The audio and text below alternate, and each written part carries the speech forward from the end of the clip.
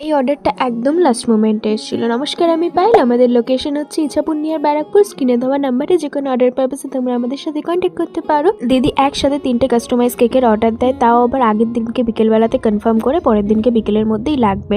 আর তখন চলছিল আগের অর্ডারের কাজ, আর এত শর্ট টাইমের মধ্যে কাস্টমাইজেশন করাটা একটু চাপ হয়ে যায়। তবুও কি করতে তো হবে, তাড়াহুড়ো করে আমি ফটো প্রিন্টে দিলাম। আর এটা করেছি কিন্তু হোয়াইট চকলেট মেল্ট করে, তাতে মিল্ক অ্যাড করে হালকা ব্লু কালার দেওয়ার পরে এরকম কালারটা এসছে।